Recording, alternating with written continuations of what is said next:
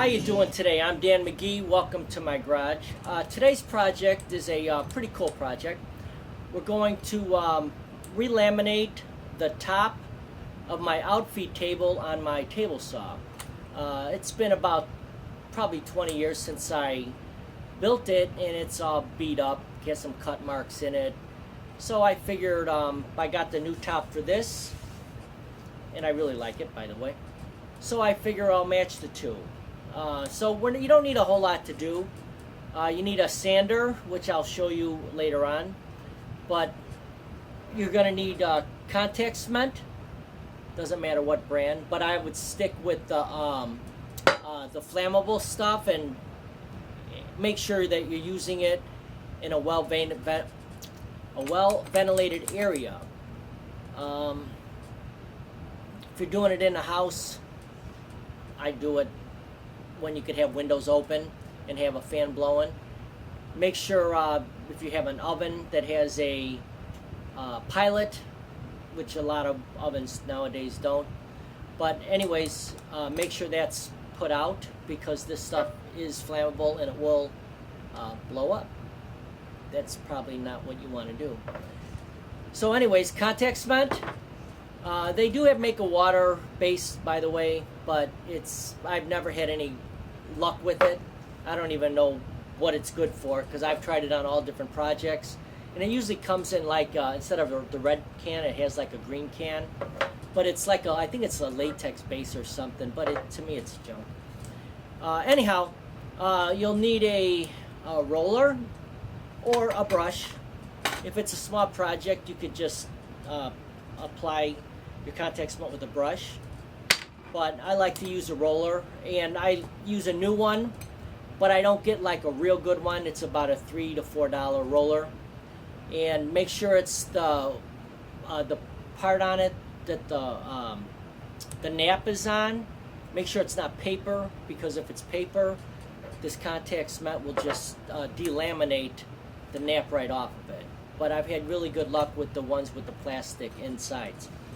So anyhow, a roller or a brush, or both if you've got a big spot and then you're actually going to be doing the edges. A brush is nice for that. You're going to need a router.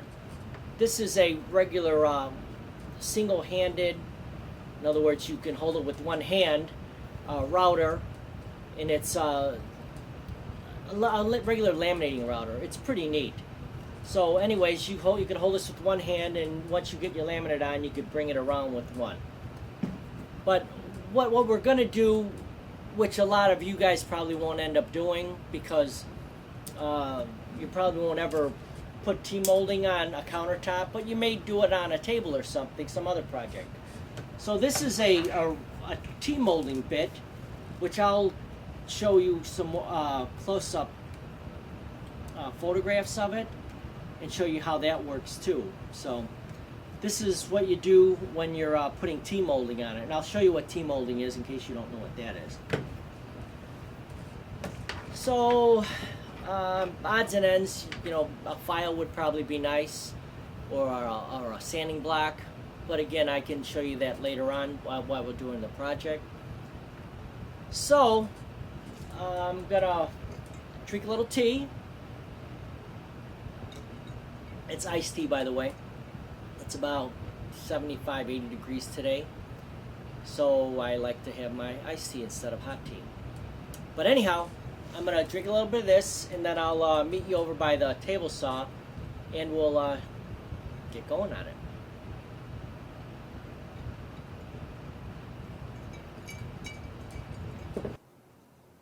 So this is the top that we're going to be working on.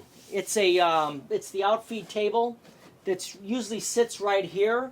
So when I'm pushing it through, it gives me an extra 2 feet of room when I'm pushing the boards through.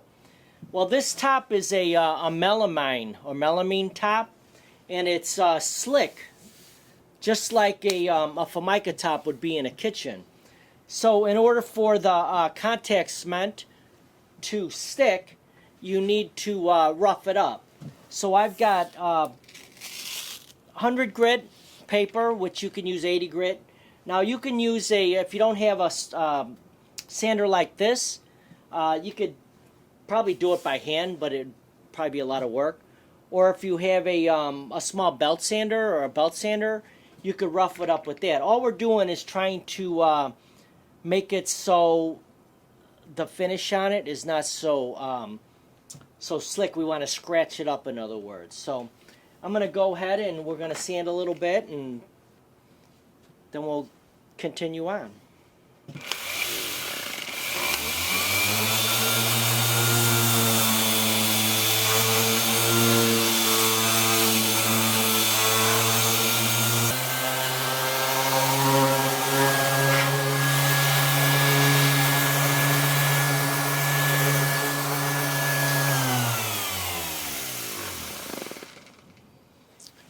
Okay, so I got the whole thing roughed up. If you look at it, there's no glossiness left on it.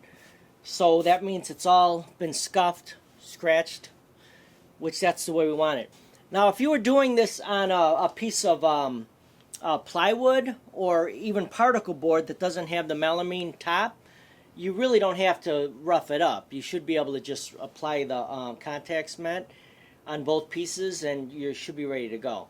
But if you're going to redo a countertop or anything that has a surface that's real smooth or shiny, you definitely need to scuff it up a little bit. So now we'll go and grab the laminate and the glue, and we'll start laminating it. But the first thing I'm going to do is I'm in a garage, so I'm going to open the door up. Even though my furnace does not have a pilot, it's an electric pilot. But anyhow, I don't like to breathe this stuff anyway. So I'm going to open the door. So when I go to start with the glue, there's air movement in here. So what I want to do before I put any glue down is I want to make sure that the surface is clean, and to get any of that that dust off, we'll wipe it. I don't ever wipe it with anything wet. I mean, I guess if you wanted to, you could probably wipe it with like a paint thinner or lacquer thinner, but it's not necessary. So I'm wiping this top, but I'm also going to wipe the laminate off on the side that I'm going to be gluing, because even though it's a new piece, it's been sitting in the shop. I want to make sure that there's no sawdust or anything sticking on it. So this will be the first thing that I glue up anyways. I always glue my laminate first, and then I'll glue the piece that I'm laminating it to.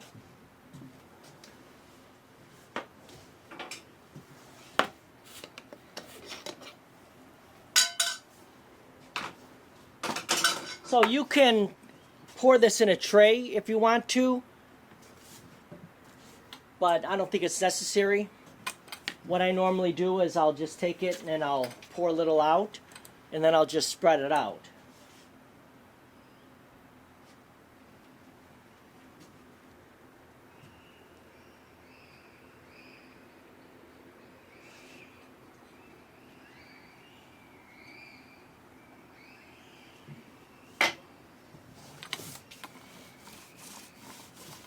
This is time sensitive, so start spreading it as soon as you pour it, because this stuff dries real fast, which is a good thing, especially if you're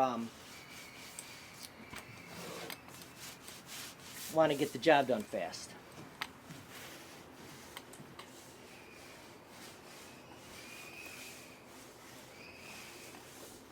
So if you notice, it's spreading pretty good. If this was plywood, I would probably put 2 coats on it, because the first coat gets sucked in because of the openness of the wood. Where this is a phenolic base, that the formica is actually put on, so it doesn't have a long way to soak in.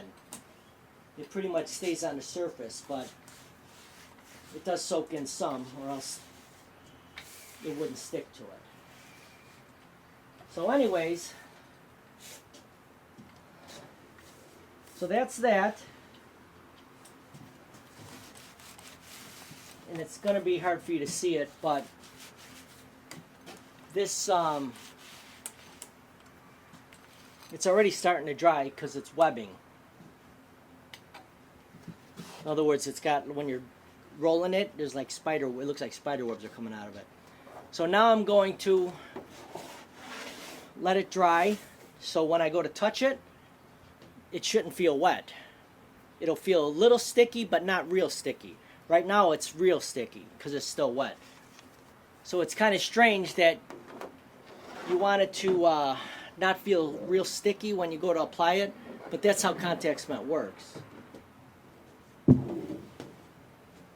If you put it on too soon, before it actually dries, then it won't adhere good.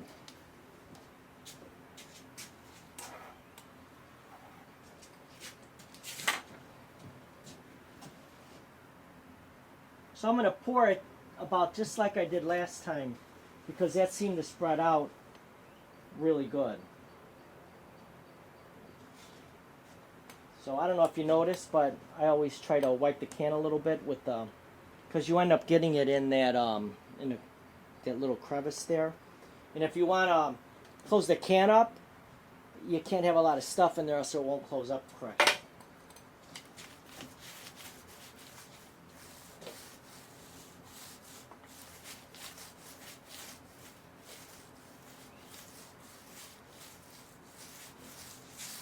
So this is going on a little thicker than I need, but that'll be fine because it'll just take a little longer to dry. But realistically, more is better than not enough.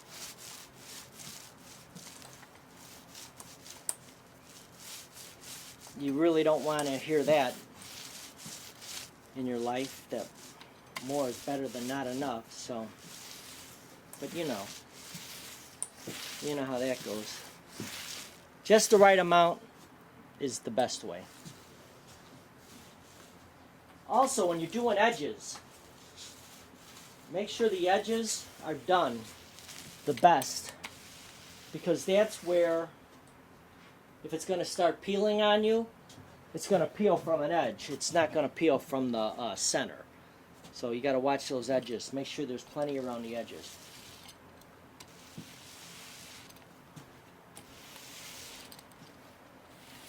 So this laid out real nice too.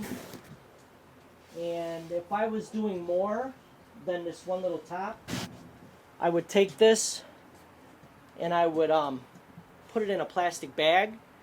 Even if it's going to be a half hour from now, I would still put it in a plastic bag so it doesn't dry on me, because this stuff is going to dry fast. But I'm done.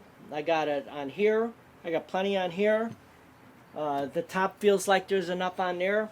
So all I'm going to do now is just take it off of the roller and throw it out. So I'm going to throw it outside. I'm not going to keep it on the inside, because this is continually going to flash off, and all that toluene smell is going to continue to come off of it. So if I bring it right outside, I'm done with it. So then all I have to do is worry about the flash off of the top and the piece that I'm putting it on. So it's about 20 minutes later since I put the last of the contact cement on, and I can push my hand down and nothing. There's nothing on it. But yet, I don't know if you can hear it, but it's actually sticky. So that's the perfect condition. You want it to be sticky but not come off on your hand. So I don't know if you noticed, but I put some sticks on there, just stuff I have laying around in the tubes up there. Can you see the tubes? that's all just odds and ends kind of trim and stuff in case I needed to build it on any of my projects. But it turns out that the sticks come in handy when you're going to put your laminate on. Because if you put this laminate on wrong the first time, say you put it on crooked, there's not enough edge to route, that's a big problem. You may end up having to take it off with lacquer thinner, and then you'll have to start over with the glue. So there's a number of ways of doing this. I like the stick method. There's actually a method where you could put a piece of plastic down, and then you get it set, and then you lift it up, and you kind of start rolling the plastic back, and it sits there. So get it near the edges, and you're going to take the piece and put it on nice and even. And you need to make sure that it's overlapping on all sides. So you're going to feel it and make sure that it's overlapping everywhere. So this looks pretty good. So this is going to be a go. So what I'm going to do is I'm going to pull the first stick out. Pull the first stick out, and then push down on it. Give it a few taps, and then lift it.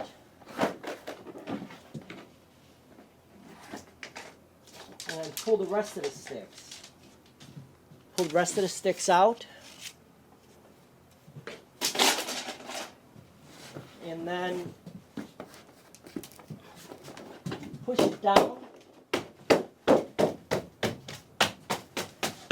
Starting from where I originally stuck it. You don't want to stick to one side and then start pushing it here, because you may end up with a bubble.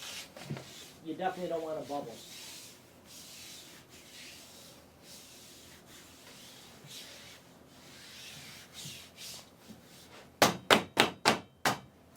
So they have a little roller.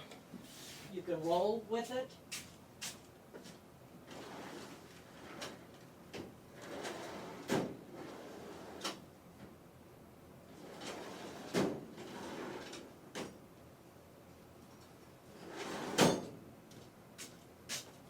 So here's the roller you can use. Be careful when you're doing it though, because if you push too hard, you just want to push the edges down for now. Just push the edge down, but again, don't go too far because you'll crack it. And when it cracks, it's not going to crack here, it's going to crack like inside. It's really bad. So you just got to be careful when you're doing it.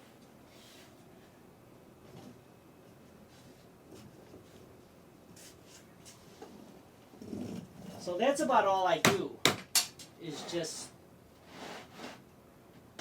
make sure it's sitting nice around the edges, because if it's not, when you go to route it, that sawdust is going to get in the edge of it, and it's going to be hard to deal with. So now we're going to get a router and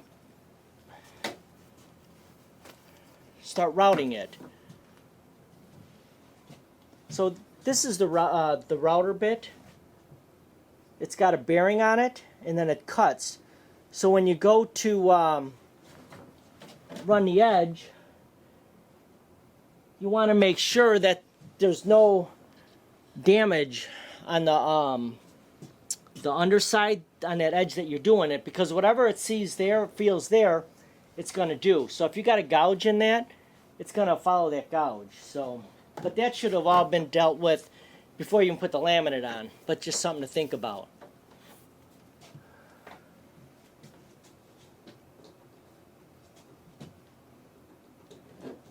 When you go to plug your routers and stuff in, always make sure that they're off. And if you can hold it with one hand and plug it in. It's probably the safe way of doing it. But anyhow, so I'm going to go ahead and start routing it.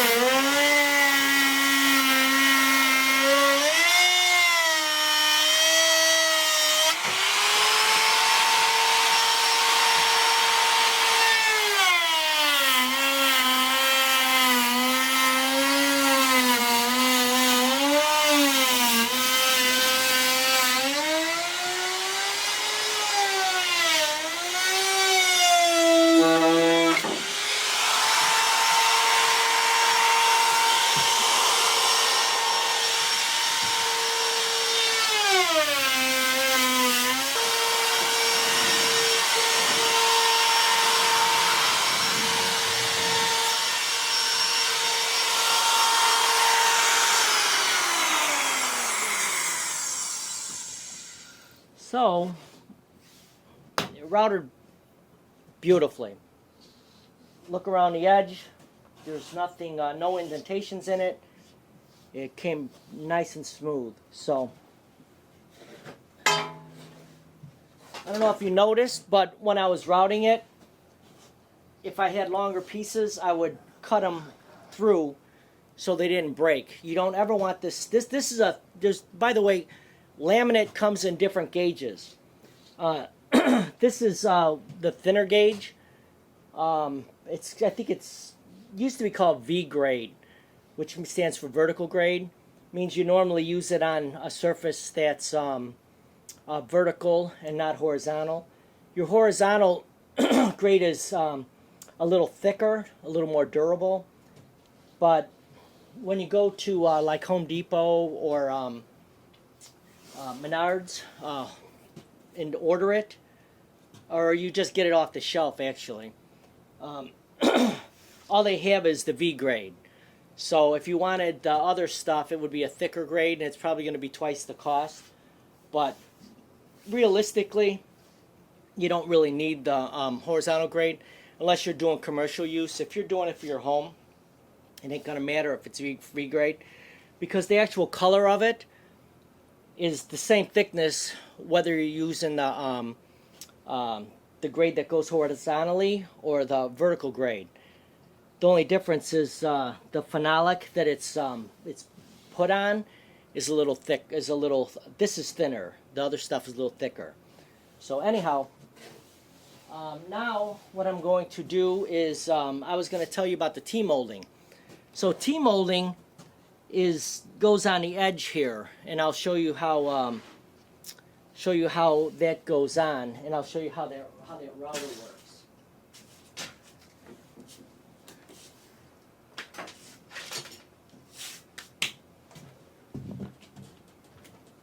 So this being a top that I already had T-molding on, I really don't need to route it, but I just wanted to show you what it looks like, the bit. It's pretty cool.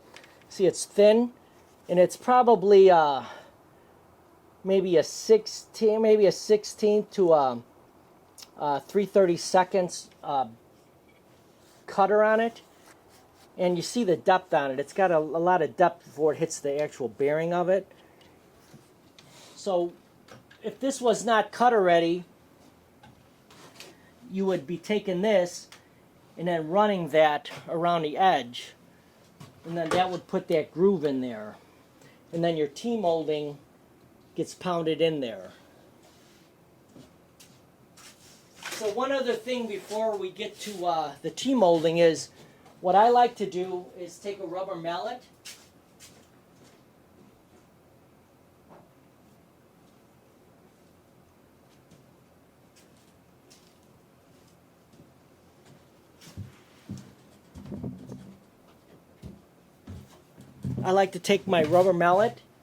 and once you get the stuff cut off of it, the danger of you cracking it is a lot slimmer. So I like to go around the edge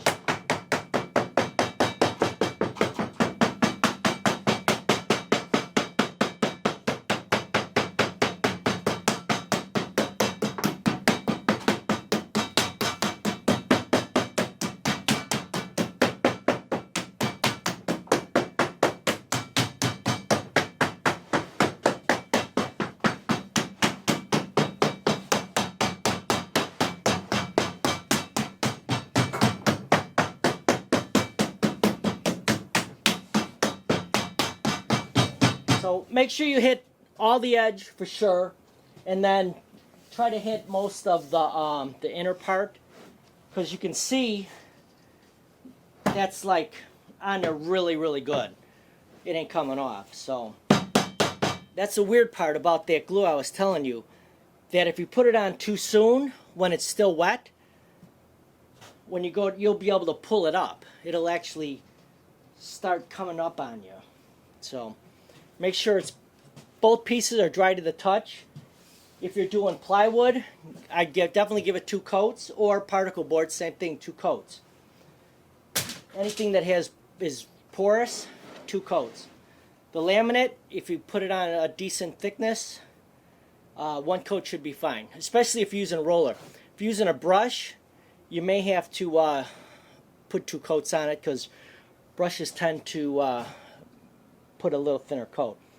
So alright, now I'm going to get the T-molding, and I'll show you how that works. If you were doing a countertop, this would be probably 1.5 inches thick, not 3/4. And then you would have these pieces here that you would be gluing on it, and that's where your brush would be nice to have, because then you would glue. Different guys do different things. I like to put my edges on first, then put the top over. But sometimes it's easier to do the top first and then the edges. Either way, it's personal preference.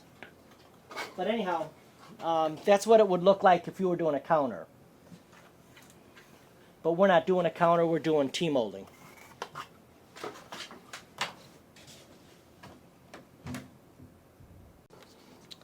So if you're going to be working with T-molding or ordering it, it usually comes in a roll. And if you look at it, the reason they call it T-molding is you can see it's kind of got that T shape, and that's that part that has the grooves in it.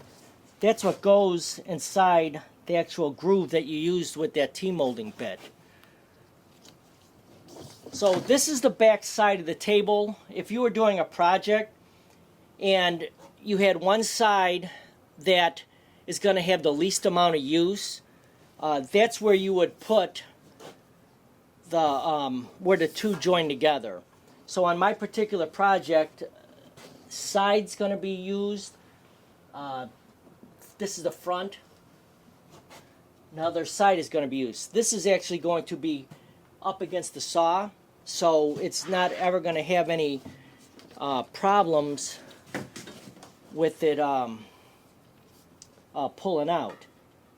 So you could start this anywhere you want. I usually try to go close to center, but it doesn't really matter. When you get to where it's going to be on a corner, you're going to have to notch it out to make that turn, because it's not going to make the turn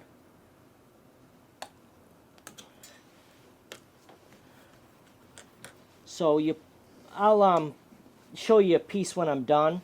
I'll show you how I'm notching it, but as you can see, I don't know if you can see this, but it's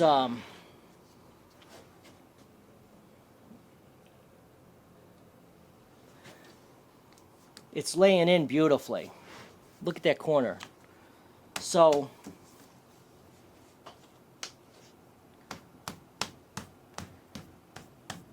just kind of tap it in with your palm.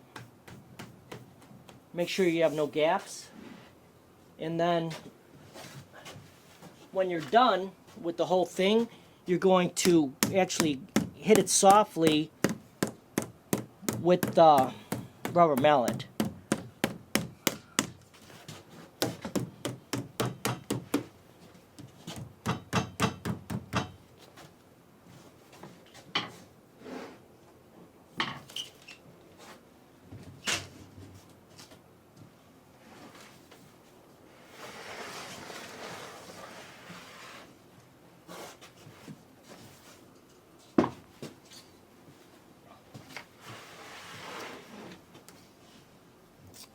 So what I'm doing is I'm going to put a straight cut at 90 degree. Then I'm going to do a 45 and another 45 so it makes the corner nice.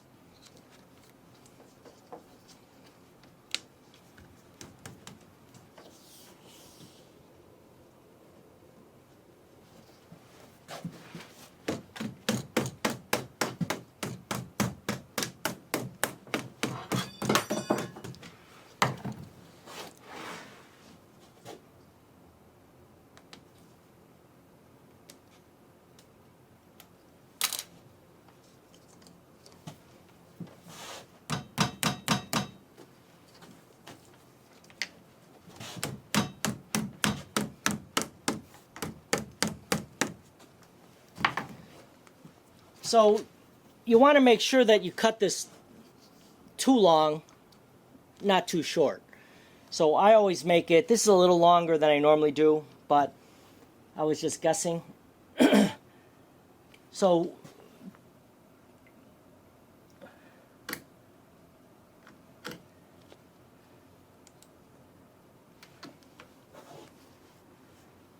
now what I normally do is I'll take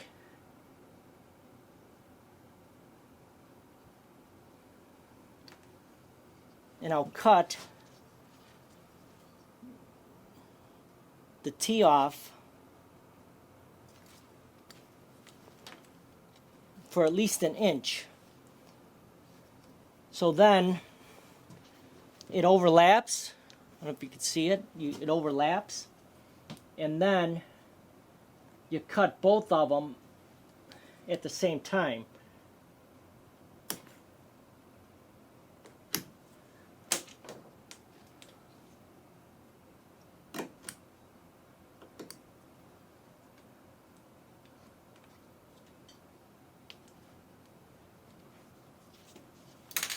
So then the two match up real nice. So now, go around the whole edge and make sure it gets stuck in that groove.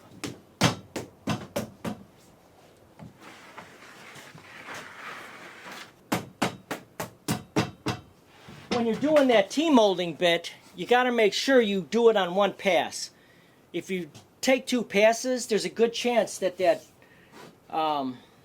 groove is going to be too thick, too wide. And if it's too wide, that's not good. The T-molding is going to fall right out on you.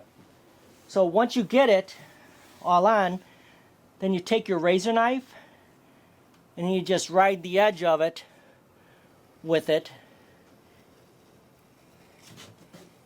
And you make sure that it's below, or at least at the most even with the top, so when you're running something across it, it doesn't grab it.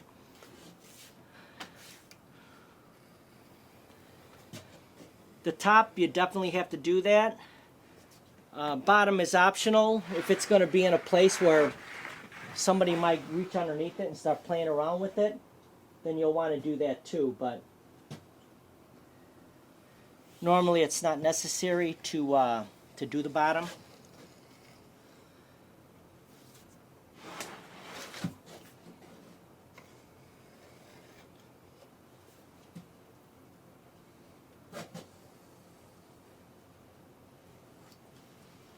So that's that. I hope you learned a little something. It was fun to do, and now my two tops are gonna match real nice.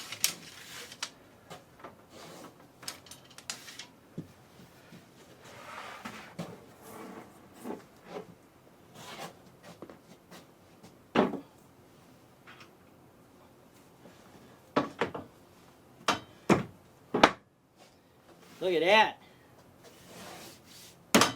That's a beauty. I still got it mounted, of course. But anyhow, that's about it. Hope you have a good day. And if you're watching this on YouTube, go ahead and hit subscribe and like if you don't mind. Be nice to be nice to know that somebody actually out there is watching the stuff I'm doing. So, and maybe you have a neighbor or somebody that's a hobbyist and they might want to know about it. You could share it. That'd be cool too. Anyhow, have a great day. I'm going to go back to my nice cup of iced tea and mount this in a little while. So have a good day. Thanks.